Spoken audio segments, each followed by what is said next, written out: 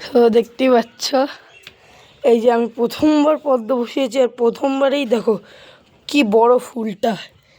এই যে আমার হাতের সাইজের, হাতেও আসছে না, এই যে আরও বড়। এই যে হলুদ টাইপের জিনিসটা না, গোল, এই ফুট ফুট ফুট ফুট, এগুলো কিন্তু পোকা না, এগুলোই হচ্ছে সেই বীজ।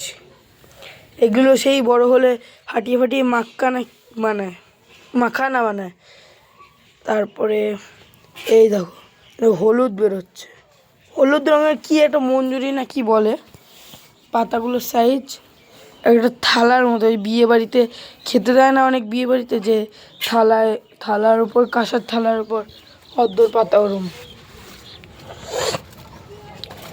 এই গাছটা শুধু একাই ওপরে বলে, এই গাছটা ওর জন্য অতটাও উপরে আসা হয় না বলে যত্ন নিই। রিপোর্টিং করেছি এতটা। এটা কিসের ট্রে বাবা?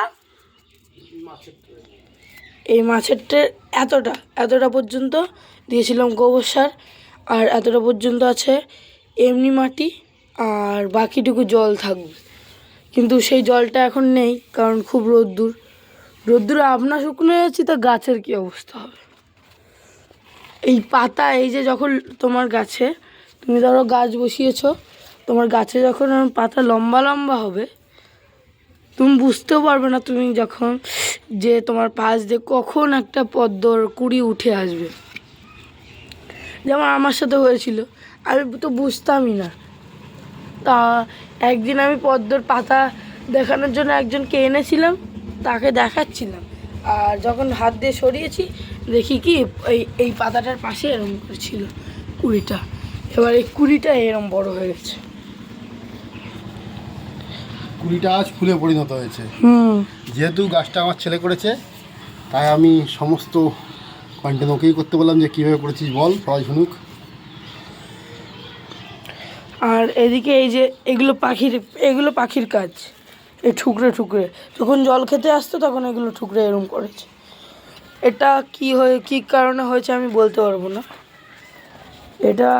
এটা শুয়োপোকা। জল না দিলে গাছ মরে যাবে এবার, রোদ্রের তাপে গাছ। আর এই ফুলটা কালকে ফুটেছিল, আমরা খেয়াল করিনি। এই দেখতে পাচ্ছ, এই যে এই মাথাগুলো মরে গেছে ওর জন্য। আর ওইদিকে জল নিয়ে গেছে, জল দে, 2 বালতি জল দে অন্তত। প্রচুর গরমে জল শুকিয়ে গেছে।